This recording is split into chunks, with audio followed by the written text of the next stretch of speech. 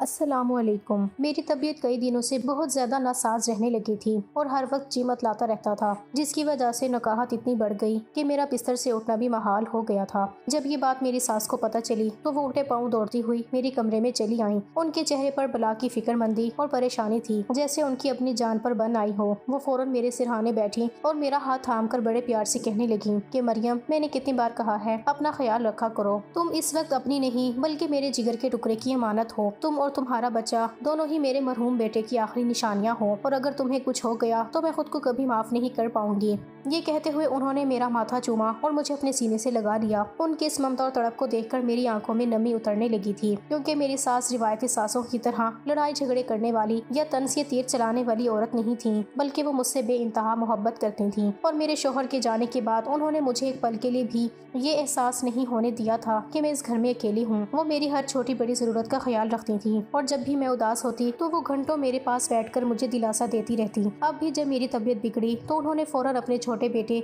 यानी मेरे देवर असलम को आवाज दी, जो पहले ही दरवाजे पर खड़ा मेरी खैरियत जानने के लिए बेचैन नजर आ रहा था। असलम ने भी बड़े अदब और हमदर्दी से कहा कि भाभी, आप बिल्कुल फिक्र न करें, जब तक मैं जिंदा हूँ आपको किसी चीज की तकलीफ नहीं होने दूंगा। मैंने गाड़ी निकाल ली है और डॉक्टर से वक्त भी ले लिया है। अब मैं रोज आपको चेकअप के लिए ले जाया करूंगा, और आपकी तमाम अद्वियात और दीगर अखराजात की जिम्मेदारी मेरी है। आप बस खुद को पुरसकून रखें, क्योंकि आपकी खुशी में ही हमारी खुशी है।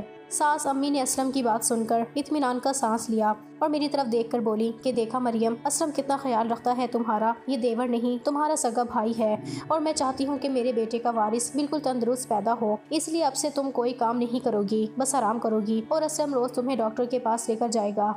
उन दोनों की ये वल्हाना मोहब्बत देखकर मेरा दिल भर आया और मुझे लगा कि शायद अल्लाह ने मेरे शोहर की कमी इन दोनों के रूप में पूरी कर दी है। मुझे उस वक्त जरा बराबर भी अंदाजा नहीं था कि ये बेपनाह मोहब्बत और जरूरत से ज्यादा हमदर्दी दरअसल किसी बहुत बड़े तूफान से पहले का सुकून है। असलम ने बड़े एहतराम से मेरा पर्स पकड़ा और मुझे सहारा देकर गाड़ी तक ले गया, जहाँ से मेरे सजीबो करीब सफर का आगाज होना था, जिसने मेरी जिंदगी की हकीकत ही बदल कर रख देनी थी। असलम मुझे अस्पताल लेकर पहुँचा तो उसने बड़े प्यार और एहतियात से मेरा हाथ पकड़कर मुझे गाड़ी से उतारा और सहारा देकर अस्पताल के अंदर ले गया। उसने मुझे कॉरिडोर में लगी कुर्सियों पर बिठाया और खुद लाइन में लगकर मेरा पर्चा बनवाया और डॉक्टर का नंबर लिया। मैं उसे बार बार देख रही थी कि वो कितना भाग दौड़ कर रहा है, सिर्फ मेरे और मेरे होने वाले बच्चे के लिए। जब डॉक्टर ने मेरा इब्तिदाई मुआयना किया और अल्ट्रासाउंड लिख कर दिया तो असलम खुद मेरा हाथ पकड़कर मुझे अल्ट्रासाउंड रूम तक लेकर गया। मैंने उसे कहा भी कि असलम, अब मैं ठीक हूँ और खुद चल सकती हूँ, लेकिन उसने एक पल के लिए भी मेरा हाथ नहीं छोड़ा और बड़ी अपनायत से बोला कि भाभी, एहतियात में ही भलाई है, आप बस खामोशी से मेरे साथ चले। उसने खुद मुझे अल्ट्रासाउंड वाले कमरे में ले जाकर बेड पर लिटाया और फिर वहाँ मौजूद डॉक्टर से कुछ देर सरगोशियों में बातचीत की,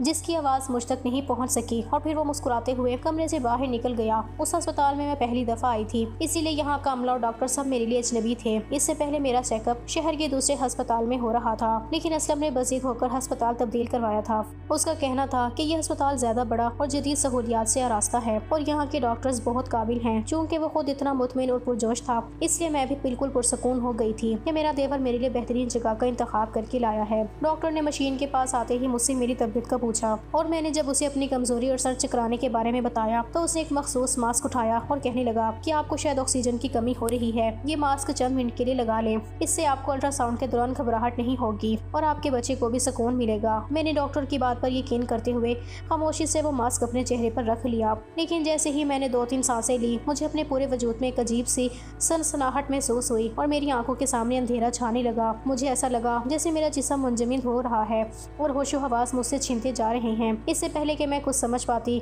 ये मास्क हटाने की कोशिश करती, मेरी गर्दन एक तरफ को ढलक गई और मैं गहरी नींद की वादियों में उतरती चली गई। बेहोशी के इस गहरे समंदर में उतरते हुए मुझे महसूस हुआ कि जैसे मेरा जिस्म हवा में तैर रहा हो और हर तरफ एक अजीब सी खामोशी छा गई हो। लेकिन इस सन्नाटे में भी मुझे दूर से कहीं एक जानी पहचानी आवाज़ सुनाई दे रही थी, जो मेरे कानों के बहुत करीब होकर कुछ कह रही थी। वो आवाज़ मेरे देवर असलम की थी, जो बड़ी धीमी और पुरस्कार आवाज़ में डॉक्टर से कुछ कह रहा था। मुझे ऐसा लगा जैसे वो मेरे सिरहाने खड़ा होकर मेरी हालत का जायजा ले रहा हो और डॉक्टर को कोई हिदायत दे रहा हो, लेकिन मेरा जहन इतना बोझल था कि मैं एक लफ्ज़ भी समझने से कासिर थी। और फिर आहिस्ता ऐसा वो आवाज़ भी मुहिम हो गई। कुछ देर बाद जब मेरी आंख खुली तो कमरे में वो मखसूस बू और मशीनों की धीमी सी आवाज गूंज रही थी। मैंने तड़प कर उठने की कोशिश की तो मेरा सर बुरी तरह चकराने लगा। मैंने इधर उधर देखा लेकिन असलम कमरे में मौजूद नहीं था। वहाँ सिर्फ वो डॉक्टर खड़ा कुछ कागजात पर दस्तखत कर रहा था। मैंने लड़खड़ाती आवाज में डॉक्टर से पूछा कि मुझे क्या हुआ था और मैं क्यों बेहोश हो गई थी। तो डॉक्टर ने बड़े इत्मीनान से मेरी तरफ देखा और एक मसनूई मुस्कुराहट के साथ कहने लगा कि कुछ नहीं मरियम बीबी, बस शदीद कमजोरी की वजह से आपका बीपी लो हो गया था और आप कुछ देर के लिए गुनूदगी में चली गई थी। परेशानी की कोई बात नहीं है, ये हमल के दौरान अक्सर खवातीन के साथ होता है। मैंने अपने भारी सर को हाथों में थामा और बेड से उतरकर आहिस्तगी से कमरे से बाहर निकल आई। जैसे ही मैं कॉरिडोर में पहुंची तो सामने ही असलम परेशानी के आलम में टहल रहा था। मुझे देखते ही वो तेजी से मेरी तरफ लपका और मेरा हाथ थामकर बड़े हमदर्दाना लहजे में पूछने लगा कि भाभी अब आप कैसी हैं? आपको अंदर अचानक क्या हुआ था? मैं तो बाहर बैठा आपकी सलामती की दुआएं मांग रहा था। उसकी बातें सुनकर मैं एक लम्हे के लिए सोच में पड़ गई, क्योंकि मुझे ग़ुनूदगी के आलम में उसकी आवाज़ और उसकी मौजूदगी का जो एहसास हुआ था वो बहुत गहरा था। मैंने शक भरे लहजे में असलम की आंखों में झांकते हुए पूछा कि असलम क्या तुम अल्ट्रासाउंड रूम के अंदर आए थे? क्योंकि मुझे तुम्हारी आवाज़ सुनाई दी थी और मुझे ऐसा लगा जैसे तुम मेरे करीब ही खड़े हो। मेरी ये बात सुनकर असलम के चेहरे पर एक पल के लिए अजीब सी लहर दौड़ी और उसने एकदम चौंक कर मेरी तरफ देखा, लेकिन अगले ही लम्हे उसने बड़ी सफाई से इनकार में सर हिलाया और कहने लगा कि भाभी ये आप क्या कह रही हैं? मेरा वहाँ अंदर क्या काम था? वहाँ तो लेडी डॉक्टर और नर्सें मौजूद थी और आपकी हालत देखकर शायद आपको कोई वहम हुआ है। मैं तो पूरे वक्त इसी बेंच पर बैठकर आपका इंतजार करता रहा हूँ। असलम का लहजा इतना पूरे तमाद था कि मैं खुद अपने एहसास पर शर्मिंदा होने लगी और मुझे लगा कि शायद बेहोशी की दवा या कमजोरी की वजह से मेरा दिमाग मुझसे खेल खेल रहा है। लेकिन मेरे दिल के किसी कोने में वो आवाज़ अब भी हथौड़े की तरह बज रही थी जिसने मुझे एक अनजाने खौफ में मुब्तला कर दिया था। मैं घर पहुंची तो मेरी सास बेचैनी के आलम में दरवाजे के पास ही टहल रही थी, जैसे वो कब से मेरी वापसी के मुंतजिर हों। मुझे देखते ही उन्होंने लपक कर मेरा हाथ पकड़ लिया और बड़े प्यार से मुझे कमरे में लेकर गई। उन्होंने फौरन मुलाजमा को आवाज़ देकर मेरे लिए ताज़ा जूस बनाने का कहा और खुद मेरे पलंग के पास बैठकर मेरे पाँव पर हाथ रखकर उन्हें दबाने लगी। उनकी इस मोहब्बत और खिदमत ने मुझे एकदम ही शर्मिंदा कर दिया और मैंने तड़प कर अपने पाँव पीछे खींचने की कोशिश करते हुए कहा कि अम्मा खुदा के लिए ऐसा ना करें, आप मेरे पाँव मत दबाएं, मुझे बिल्कुल अच्छा नहीं लग रहा। आप तो मेरी माँ की जगह हैं। अम्मा मेरी बात सुनकर मुस्कुराई और कहने लगी कि मरियम ऐसी बातें ना करो, तुम मेरी सबसे बड़ी जिम्मेदारी हो, तुम मेरे मरहूम बेटे की बेवा हो और इस वक्त तुम्हारा और तुम्हारे होने वाले बच्चे का ख्याल रखना मेरा फ़र्ज भी है और मेरी खुशी भी। बस तुम खुश रहा करो, यही मेरे लिए सब कुछ है। वो बहुत बेचैन से दिखाई दे रही थी और फिर उन्होंने बड़ी राजदारी और फिक्रमंदी से पूछा कि डॉक्टर ने क्या बताया है, क्या सब ठीक है ना? मैंने उनका हाथ थाम कर तसल्ली दी और कहा कि अम्मा डॉक्टर ने सब कुछ सही होने की खबर दी है, कोई परेशानी की बात नहीं है। बस उन्होंने मेरी हालिया कमजोरी का जिक्र किया है और साथ ही ये हिदायत दी है कि हर थोड़े दिनों बाद बाकायदगी से अल्ट्रासाउंड करवाना होगा ताकि किसी किस्म की कोई पेचीदगी ना हो। मेरी ये बात सुनकर सास के चेहरे पर एक अजीब सा इत्मीनान और तसल्ली का इजहार नमूदार हुआ और उन्होंने फौरन असलम की तरफ देखा जो दरवाजे में खड़ा ये सब सुन रहा था। सास ने मुझे जबरदस्ती मिल्क शेक पिलाया और अपने हाथों से तकिया दुरुस्त करके मुझे लिटा दिया। जब मैं सुकून से लेटी और कमरे में खामोशी छाई तब मेरी आंखों के आगे मेरे मरहूम शौहर का चेहरा झिलमिलाने लगा। उनकी यादों ने मुझे घेर लिया। आज से 2 साल पहले मैंने कभी ये सोचा भी नहीं था कि मेरी जिंदगी की बहारें इतनी जल्दी खिजाम में बदल जाएंगी और ये खुशियों भरा घर मेरे लिए एक पूरा सरार कुफ्स बन जाएगा। वो दिन मुझे आज भी याद है जब मैं इस घर में पहली बार कदम रखा था। मैं एक कोस्त घराने की लड़की थी जो बड़े अरमानों के साथ दुल्हन बनकर इस घर में आई थी। मेरे शौहर जाहिद मुझसे बेपनाह मोहब्बत करते थे और उनकी आंखों में मेरे लिए जो इज्जत और चाहत थी वो मुझे दुनिया की खुशनसीब तरीन औरत बना देती थी। जाहिद का इस घर में खास मकाम था। वो अपनी माँ और छोटे भाई असलम पर जान छिड़कते थे। उनके लिए उनकी माँ का हुक्म पत्थर पर लकीर था और वो अक्सर मुझसे कहते थे कि मरियम मेरी माँ ने बहुत दुख झेल कर मुझे पाला है, इसलिए उनकी खिदमत और उनका एहतराम हम पर फर्ज है। जाहिद अपनी सारी कमाई और कारोबार का हिसाब किताब अपनी माँ के हाथ में रखते थे और असलम की हर फरमाइश पूरी करना उनका अवलीन मकसद होता था। मुझे याद है जब भी हम कहीं बाहर जाने का प्रोग्राम बनाते तो जाहिद सबसे पहले अपनी माँ से इजाज़त लेते और अक्सर वो असलम को भी हमारे साथ ले जाते थे। वो कहते थे कि भाई अकेला घर में बोर हो जाएगा, उसे भी साथ ले चलते हैं। जाहिद की इसी दरिया दिली और ख़ानदान से मोहब्बत ने मेरा दिल जीत लिया था। वो रातों को देर तक बैठकर अपने मुस्तकबिल के मंसूबे बनाते और कहते थे कि मरियम ये जो कुछ भी मैं कमा रहा हूँ ये सब तुम्हारे और हमारे होने वाले बच्चों के लिए है। वो अपनी माँ के पाँव दबाते और उनकी हर बात पर सर तस्लीम खम कर देते थे।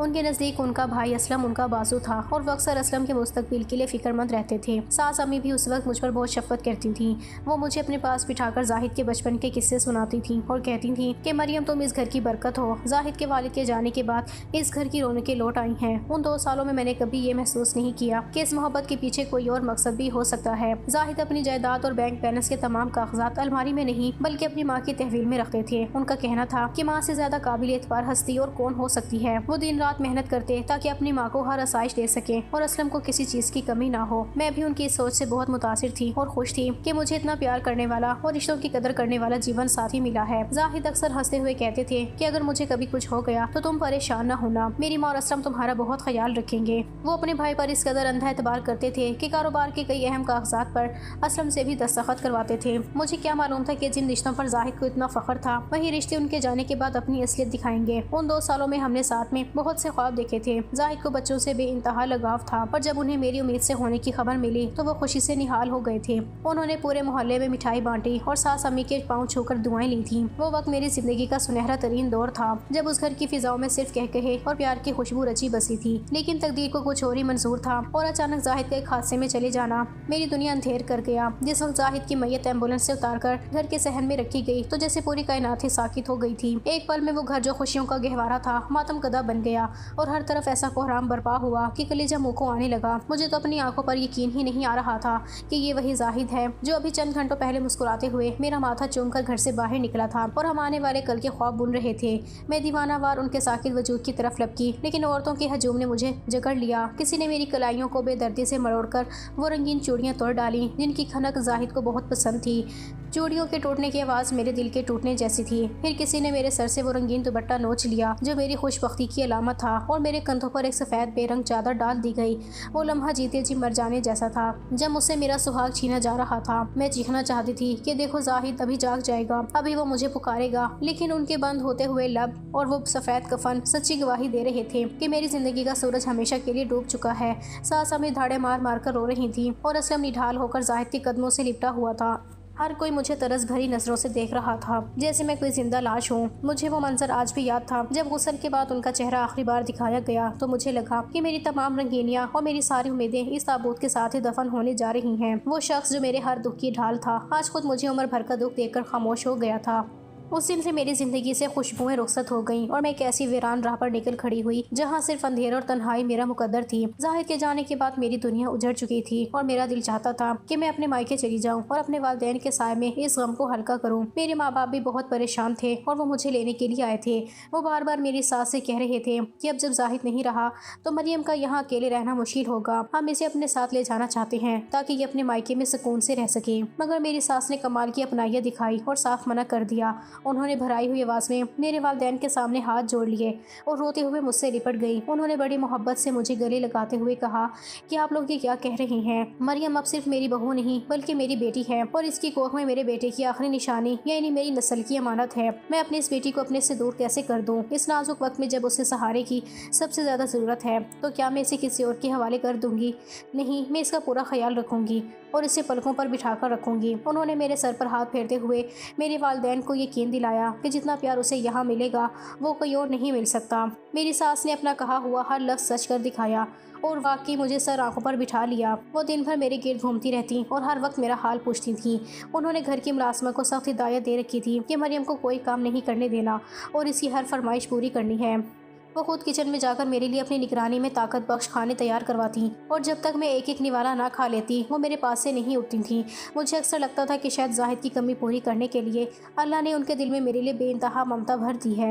वो रात को सोने से पहले मेरे कमरे में आती और मुझे दूध का गिलास पिलाकर खुद कंबल उड़ाती थी। असलम भी अपनी माँ के नक्श कदम पर चल रहा था और एक ताबेदार भाई की तरह मेरी हर जरूरत का सामान बाजार से लाकर देता था। उनकी इस बेलोस मोहब्बत ने मुझे इतना मुतासिर किया कि मैंने अपने वालिदैन से कह दिया कि मुझे यहाँ कोई तकलीफ नहीं है और मैं अपनी सास के पास ही रहना चाहती हूँ। मेरी सास ने वाकई दिन रात एक कर दिया था। उनकी ममता की छांव तले मुझे एक पल के लिए भी ये एहसास नहीं होता था कि मैं किसी दुख की गिरफ्त में हूँ। वो सारा दिन मेरे कमरे के चक्कर लगाती, कभी मेरे बालों में तेल लगाती तो कभी अपने हाथों से मुझे लुकमे बनाकर खिलाती। जब मोहल्ले की औरतें और दूर पार की रिश्तेदार खवातीन ताज़ियत के लिए आती और मेरी सास की ये खिदमत देखती तो वो रश्क भरी निगाहों से मेरी तरफ देखकर कहती कि मरियम बीबी, तुम वाकई बहुत खुश नसीब हो कि तुम्हें आज के दौर में ऐसी फरिश्ता सिर्फ सास मिली है, वरना आजकल की तो माएँ अपनी सगी बेटियों का इतना ख्याल नहीं रखती जितना ये तुम्हारा रख रही हैं।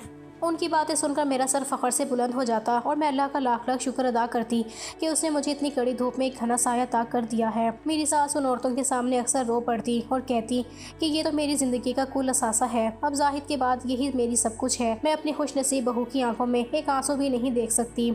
मेरा देवर असलम भी कुछ कम ना था। वो सुबह से शाम तक मेरी ज़रूरतों के पीछे भागता रहता, भाभी भाभी कहते उसकी ज़ुबान नहीं थकती थी। कभी वो बाजार से मेरे लिए ताज़ा तरीन फल चुनकर लाता तो कभी मेरी पसंद की कोई मिठाई या चीज़ ले आता। वो मेरी अद्वियात के नुस्खे संभाल कर रखता और घड़ी की सुइयों के साथ मुझे याद दिलाता कि भाभी अब आपकी फलां गोली का वक्त हो गया है। उसकी ये फिक्रमंदी देखकर मुझे अक्सर अपना छोटा भाई याद आ जाता था। वो कहता था कि भाभी, जाहिद भाई तो चले गए लेकिन मैं उनका साया बनकर आपके साथ रहूँगा, आपको किसी चीज़ की कमी महसूस नहीं होने दूंगा। असलम की इस ताबेदारी और सास अम्मी की बेपनाह मोहब्बत ने मेरे गिर्द एक ऐसा हसार बांध दिया था कि मुझे बाहर की दुनिया की कोई परवाह नहीं रही थी। वो दोनों मिलकर मेरे हर दुख का मदावा कर रहे थे और मैं उनके खलूस के दरिया में बहती चली जा रही थी। मुझे लगता था कि शायद जाहिद की नेकियों का सिला है जो उन दोनों के रूप में मुझे मिल रहा है। घर की फिजा इतनी पुरसकून और मोहब्बत से भरपूर थी कि मैंने अपनी ज़िंदगी के बाकी अयाम उन्हीं के सहारे गुजारने का पुख्ता इरादा कर लिया था। मुझे क्या मालूम था कि ये तमाम फल, ये अद्वियात और ये मीठी बातें दरअसल एक बहुत बड़े जाल के मोहरे हैं और जिस मोहब्बत पर मैं नाज कर रही थी वही मेरे होशो हवास छीनने की पहली सीढ़ी थी। शोहर की यादों में न जाने कब मेरी आंख लग गई, मुझे खबर ही नहीं हुई और जब अगली सुबह मेरी आंख खुली तो सूरज की शुआएं खिड़की के पर्दों से छनकर मेरे चेहरे पर पड़ रही थी। मैंने बोझल कदमों के साथ बिस्तर छोड़ा और जब कमरे से बाहर निकली तो पूरे वजूद पर एक अजीब सी थकन और नकाहत आ रही थी, जैसे मैं रात भर सोई नहीं बल्कि मीलों का सफर तय करके आई हूँ। मेरा सर किसी वजनी पत्थर की तरह भारी हो रहा था। मैं इसी हाल में लड़खड़ाती हुई लाउंज में आई और सोफे पर ढेर हो गई। अभी मैं अपनी पेशानी मसल ही रही थी कि घर की पुरानी मुलाजमा मासी ज़हरा दबे पाँव मेरे पास चली आई। उसके चेहरे पर एक अजीब सी मुस्कुराहट और राजदारी थी। मैंने उससे सास का पूछा तो वो कहने लगी कि बीबी जी, वो तो अभी तक अपने कमरे में सो रही हैं और असलम साहब तो सुबह सवेरे ही कारोबार संभालने के लिए दफ्तर जा चुके हैं। वो खुद ही मेरे पास नीम गर्म दूध का गिलास लेकर आई और बड़े गौर से इधर उधर देखने लगी, जैसे उसे डर हो कि कोई दीवारों के पीछे से हमें सुन रहा है। उसने गिलास मेरे हाथ में थमाया और फिर झुककर बिल्कुल मेरे कान के करीब इंतहाई धीमी और लरसती हुई आवाज में कहने लगी कि बीबी जी, अपना बहुत ख्याल रखा करे, जो नजर आता है वो हमेशा सच नहीं होता। मुलाजमा की इस पुरस्कार और अचानक कही गई बात पर मैं बुरी तरह चौंक उठी और मेरे हाथ से दूध का गिलास छलकते छलकते बचा। वो काफ़ी पुरानी मुलाजमा थी और मेरे मरहूम शोहर जाहिद उसका बहुत ख्याल रखते थे। उनके जाने के बाद मैंने भी इस रिवायत को बरकरार रखा था। मैं जानती थी कि उसके घरेलू हालात बहुत नासाजगार हैं, उसके बच्चे बीमार रहते हैं और शोहर बेरोजगार है, इसलिए मैं छुपकर उसे माली मदद भी देती थी और उसकी हर ज़रूरत का पूरा ध्यान रखती थी। इसीलिए वो मुझसे दिली लगाव रखती थी। लेकिन आज उसके लहजे में जो खौफ और वार्निंग थी उससे मेरे रोंगटे खड़े कर दिए। मैंने हैरत और परेशानी से उसका हाथ थामा और पूछा कि ज़हरा, तुम ये क्या कह रही हो? आखिर तुम्हारा मतलब क्या है? क्या घर में सब ठीक नहीं है? मगर वो मेरी बात का जवाब देने की बजाय फौरन सीधी खड़ी हो गई, क्योंकि उसे दूर से किसी के आने की चाप सुनाई दे गई थी। उसने अपनी उंगली लबों पर रखी और एक नज़र सीढ़ियों की तरफ डालकर तेजी से किचन की तरफ चली गई। मैं वहीं सोफे पर साकित बैठी रह गई और मेरे जहन में हजारों सवाल गर्दिश करने लगे कि एक वफादार मुलाजमा मुझे किस खतरे से आगाह करना चाह रही है और वो क्या सच है जो मेरी मासूम आंखों को दिखाई नहीं दे रहा। मेरी सास जब अपने कमरे से निकलकर लाउंज की तरफ आई तो उनके कदमों की चाप इतनी भारी थी कि ज़हरा फौरन सहम कर किचन में रूपोश हो गई। मैंने जब सास के चेहरे की तरफ देखा तो मुझे एक झरझरी सी आई। उनकी नजरें इतनी गहरी और तीखी थीं जैसे वो मेरे वजूद के आर पार देखकर मेरे दिल में छुपे सवालात को पढ़ना चाह रही हों। वो तेज़ी से मेरे पास आए और उनके लहजे में एक अजीब सी सख्ती और करख्तगी थी। जब उन्होंने मुझसे पूछा कि मरियम, तुम्हारी तबीयत तो ठीक है ना? तुम आज इतनी जल्दी बिस्तर से कैसे उठ गई? और ये बताओ कि अभी तुम इस मुलाजमा से क्या खुसर फुसर कर रही थी? उनके सवाल करने का अंदाज इतना जरहाना था कि मैं एक पल के लिए गड़बड़ा गई। मुझे अंदाज़ा हो गया था कि उन्होंने शायद दूर से हमें बातें करते देख लिया है और अब वो हकीकत उगलवाना चाहती हैं। मैंने फ़ौरन अपनी घबराहट पर काबू पाया और एक मसनूई मुस्कुराहट लबों पर सजाकर कहा कि कुछ नहीं अम्मा, बस वो मुझसे दोपहर के खाने का पूछ रही थी कि क्या पकाना है। सास अम्मी मेरे बराबर सोफे पर आकर बैठ गई, लेकिन उनके चेहरे के तासुरात अभी भी बदले हुए थे। वो सोफे की पुश से टेक लगाकर कहने लगी कि मरियम बेटी, जाहिद ने ज़हरा को बहुत सर चढ़ा रखा था। सच कहूँ तो ये औरत हमेशा हमारे घरेलू मामलात में दखल अंदाजी करने की कोशिश करती है और हद से ज्यादा जुबान चलाती है। जाहिद की वजह से मैंने हमेशा इसे बर्दाश्त किया और अब तुम्हारी खातिर चुप हूँ, लेकिन अब मुझे लगता है कि हमें ये मुलाजमा बदल लेनी चाहिए। इसकी मौजूदगी अब मुझे खटकने लगी है। सास अम्मी का अचानक ज़हरा को निकालने की बात करना मेरे लिए किसी धमाके से कम नहीं था, क्योंकि आज से पहले उन्होंने कभी इस बारे में ऐसी कोई शिकायत नहीं की थी। मैंने फौरन इनकार में सर हिलाया और कहा कि नहीं अम्मा, ज़हरा बहुत पुरानी और वफादार है। वो घर का सारा काम बहुत सलीके और तरीके से करती है। अगर हम किसी नई मुलाजमा को रखेंगे तो उस पर भरोसा करना मुश्किल होगा, और आजकल के दौर में वैसे भी किसी अजनबी को घर में जगह देना खतरे से खाली नहीं। मेरी ये बात सुनकर सास अम्मी कुछ देर के लिए सोच में पड़ गई और फिर खामोशी से उठकर किचन की तरफ चली गई, मगर उनकी इस खामोशी में एक अजीब सा तनाव था। दोपहर के वक्त जब ज़हरा सफाई के बहाने मेरे कमरे में आई तो मैंने दरवाज़ा बंद करके उससे पूछा कि ज़हरा, सच सच बताओ कि तुम सुबह क्या कहना चाह रही थी? तुम्हारा इशारा किस तरफ था? वो कुछ देर खामोश खड़ी रही। उसकी आंखों में खौफ और बेबसी की एक अजीब सी झलक थी। फिर उसने कांपती हुई आवाज़ में कहा कि बीबी जी, मेरे इन गुनाहगार कानों ने इस घर की दीवारों के पीछे वो कुछ सुना है जो शायद मैं जुबान पर लाऊंगी तो आप कभी मुझ पर भरोसा नहीं करेंगी। आपको लगेगा कि मैं नमक हरामी कर रही हूँ। इसलिए बेहतर यही है कि आप अपनी आंखें और कान खुले रखें और हर कदम फूंक फूंक कर उठाएं। मुझे तो यकीन है कि बड़ी बेगम साहिबा मुझे जल्दी इस घर से निकाल देंगी, क्योंकि मैं उनकी आंखों में खटकने लगी हूँ। अब मैं कल यहाँ हूँ या ना हूँ, लेकिन आप अपना और अपने बच्चे का बहुत ख्याल रखिएगा। ये कहकर वो तेजी से कमरे से बाहर निकल गई और मुझे एक ऐसी जहनी कशमकश और शशोपन में डाल गई जिसका कोई सिरा मुझे मिल नहीं रहा था। सारा दिन इसी सोच विचार में गुजर गया और शाम के वक्त जब असलम दफ्तर से वापस आया और सास ने मुझे मामूल की वो दवा लाकर दी जो मैं रोजाना खाती थी, तो उसे पीते ही अचानक मेरी तबीयत बुरी तरह बिगड़ने लगी। मेरा सर चकराने लगा और मुझे ऐसा महसूस हुआ जैसे मेरा पूरा जिस्म मफलूज हो रहा है और होशो हवा साथ छोड़ रहे हैं। मेरे देवर असलम ने एक लम्हा ज़ाया किए बगैर मुझे सहारा दिया और फौरन अस्पताल की तरफ रवाना हो गया। अस्पताल पहुँचते ही मामूल की कार्रवाई के बाद डॉक्टर ने मुझे एक बार फिर अल्ट्रासाउंड रूम में भेज दिया। मैं अंदर ही अंदर बहुत हैरान और परेशान थी कि आखिर रोज अल्ट्रासाउंड की क्या जरूरत है। मैंने बड़ी बूढ़ियों से सुन रखा था कि अल्ट्रासाउंड की शुआएं नन्हे बच्चे के लिए खतरनाक हो सकती हैं और बार बार ऐसा करना ठीक नहीं होता, लेकिन डॉक्टर की हिदायत और अपनी बिगड़ती हुई तबीयत की वजह से मैं खामोश रही। मुझे वैसे भी बहुत ज्यादा खुनूदगी और सर चकराने का एहसास हो रहा था। अल्ट्रासाउंड रूम में कदम रखते ही मुझे वो मखसूस बू महसूस हुई और फिर मुझे कुछ होश न रहा। मैं गहरी और तारीक बेहोशी की दलदल में उतरती चली गई, लेकिन इस नीम बेहोशी और खुनूदगी के आलम में मुझे अचानक अपने देवर असलम की आवाज़ सुनाई दी। वो आवाज़ इतनी साफ थी जैसे वो बिल्कुल मेरे सिरहाने खड़ा हो। मुझे ऐसा लगा जैसे वो मेरे वजूद के बिल्कुल पास ही है और मुझ पर हावी हो रहा है। ये एक इंतहाई अजीब और खौफनाक एहसास था जिसने मेरे पूरे बदन में झुरझुरी दौड़ा दी। मैं इस बेहोशी के कैद से निकलना चाहती थी, अपनी आंखें खोलकर उसे पीछे हटाना चाहती थी, लेकिन मेरा जिस्म जैसे पत्थर का हो चुका था और मैं अपने आप में कहीं नहीं थी। न जाने कितना वक्त गुजरा और जब मुझे होश आया तो उस कमरे की छत साफी थी और वहाँ सिर्फ मैं और अल्ट्रासाउंड वाली डॉक्टर ही मौजूद थी। मेरा देवर असलम वहाँ कहीं नजर नहीं आ रहा था। वो लेडी डॉक्टर अपनी मशीन बंद करते हुए बड़े स्पॉट लहजे में कहने लगी कि मरियम बीबी, आपकी रिपोर्ट बिल्कुल ठीक है, बच्चा भी तंदुरुस्त है। आप बस बिला वजह टेंशन ना लिया करें, आराम किया करें और ज़्यादा ना सोचा करें। अगर मुमकिन हो तो दिन में थोड़ी देर के लिए नींद का वक्फा बढ़ा लें। ये कहकर उसने रिपोर्ट मेरे हाथ में पकड़ा दी थी और मैं बोझल कदमों के साथ कमरे से बाहर निकल आई, जहाँ असलम बिल्कुल वैसे ही मेरा मुंतजिर था जैसे वो कमरे से बाहर ही बैठा रहा हो। उसके चेहरे पर वही मसनूई फिक्रमंदी थी। मैं उसके साथ गाड़ी में बैठकर घर वापस आ गई। घर पहुँचते ही मेरी सास ने फिर से ममता का लिबादा ओढ़ लिया और मेरा बहुत ख्याल रखने लगी। माँ से ज़हरा भी खामोशी से मेरी खिदमत में जुट गई, लेकिन अब मेरे दिमाग में बहुत कुछ चल रहा था। वो बेहोशी के दौरान असलम की मौजूदगी का एहसास, वो आवाज़ें और ज़हरा की कही हुई बातें मेरे जहन में एक तूफान बर्पा कर रही थी। मुझे महसूस हो रहा था कि इस घर की मोहब्बत भरी दीवारों के पीछे कोई बहुत ही खौफनाक खेल खेला जा रहा है, जिसका मोहरा मैं और मेरा होने वाला बच्चा है, और अब मुझे खामोश बैठने की बजाय खुद कुछ करना होगा। मैंने अपनी एक करीबी और भरोसामंद सहेली से बड़ी राजदारी से बात की और उसे एक छोटा सा खुफिया कैमरा मंगवाया। मैंने बड़ी महारत से उस कैमरे को अपने हैंड बैग के कोने में इस तरह से नस्ब किया कि उसका लेंस बिल्कुल सामने की तरफ था, लेकिन बाहर से उसे देखना नामुमकिन था। मैंने बार बार उसकी रिकॉर्डिंग चेक की ताकि कोई कसर बाकी ना रहे। अब मेरा दिल जोर जोर से धड़क रहा था और मुझे बस उस घड़ी का इंतजार था कि कब मेरा देवर असलम दोबारा मुझे अस्पताल लेकर जाने का कहे। वो रात मेरे लिए बहुत भारी थी। मुझे नींद नहीं आ रही थी क्योंकि मुझे लग रहा था कि मैं किसी बहुत बड़ी हकीकत के करीब पहुंचने वाली हूँ। अगली सुबह जब मैं लाउंज में आई तो वही हुआ जिसका मुझे इंतजार था।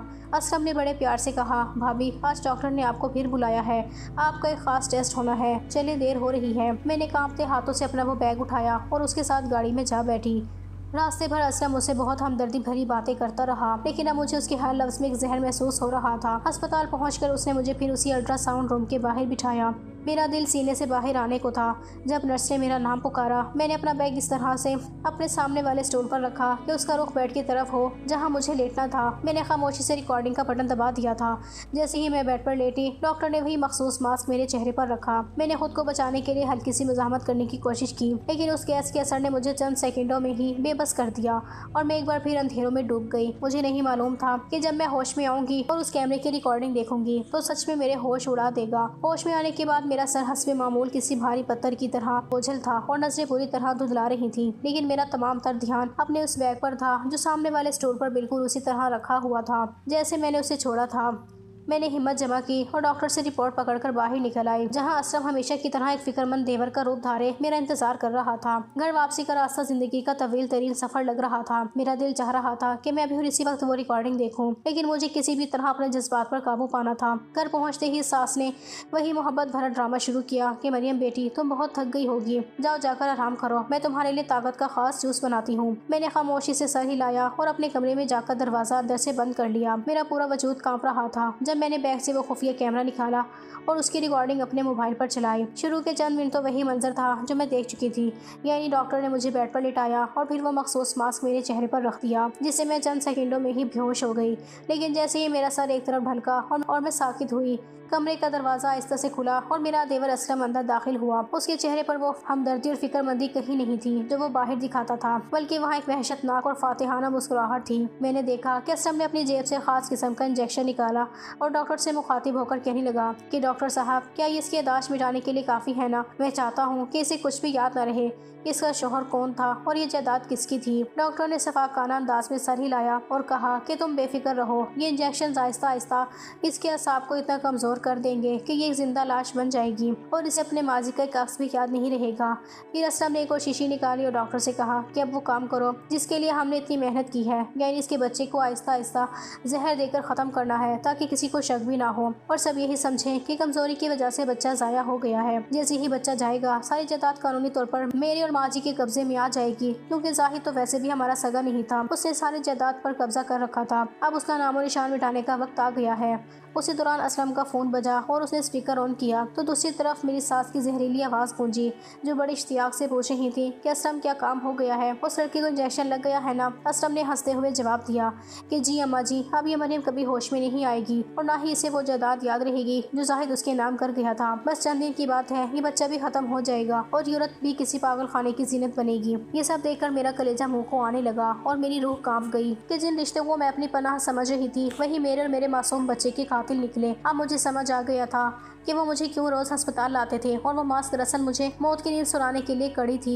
मैंने अपने पेट पर हाथ रखा और अपने मरे हुए शोहर की तस्वीर की तरफ देखकर तहैया कर लिया कि अब मैं इन भेड़ियों के सामने हार नहीं मानूंगी और अपने बच्चे के हक के लिए आखिरी सांस तक लड़ूंगी। अगली सुबह मैंने अपनी सास से बड़े ही नॉर्मल लहजे में कहा कि अम्मा, मेरा दिल बहुत घबरा रहा है, मैं कुछ देर के लिए अपने मायके जाना चाहती हूँ ताकि अपनी माँ से मिल सकूँ। सास ने मुझे खुशी खुशी इजाज़त दे दी, क्योंकि उन्हें लग रहा था कि मैं अब उनके मुकम्मल काबू में हूँ और जल्दी सब कुछ भूलने वाली हूँ। मैं जैसे ही अपने घर पहुँची तो मैंने अपने माँ बाप के सामने वो तमाम रिकॉर्डिंग्स चला दी जो मैंने छुपे हुए कैमरे से बनाई थी। वो सब देखकर मेरे घर वालों के पैरों तले से ज़मीन निकल गई। किसी के वहम गुमान में भी नहीं था कि हकीकत इतनी भयानक और खूनखार हो सकती है। मेरे वालिद साहब ने उसी वक्त अपने एक दरीना दोस्त को फ़ोन करके बुला लिया, जो शहर के नामी ग्रामी SHO थे।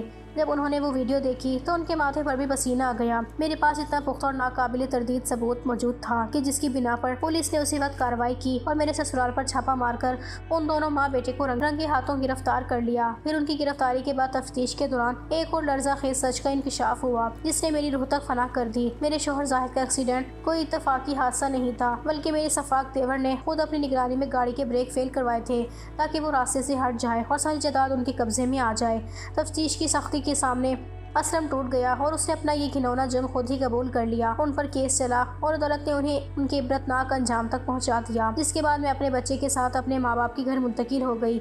मैं अक्सर खिड़की के पास बैठकर यही सोचती हूँ कि जिन रिश्तों को मैंने और मेरे शौहर ने अपनी ज़िंदगी समझकर बेइंतहा मोहब्बत दी, वही हमारी जान के दुश्मन बन गए। सिर्फ दौलत की हवस और लालच ने एक माँ को इतना अंधा कर दिया कि उसने अपने ही पाले हुए बेटे को कत्ल करवा दिया और उसकी आने वाली मासूम नस्ल को भी मिटाने की कोशिश की। आज जाहिद की छोड़ी हुई सारी जायदाद कानूनी तौर पर मेरे बच्चे के नाम है और मैं खुद तमाम कारोबार संभाल रही हूँ। मैंने अपने आंसुओं को अपनी ताकत बना लिया है और अब मैं अपने बच्चे की परवरिश इस आस के साथ कर रही हूँ कि उसे एक ऐसा इंसान बनाऊं जो रिश्तों की कदर करना जानता हो। जिंदगी अब पुरसकून है, मगर वो जख्म आज भी हरा है जो अपनों ने दिए थे, जिन पर हमने आंखें बंद करके भरोसा किया था। अब मैं जान गई हूँ कि दुनिया में सबसे कीमती चीज़ दौलत नहीं, बल्कि वो खलूस है जो आजकल के मादी दौर में नायाब होता जा रहा है।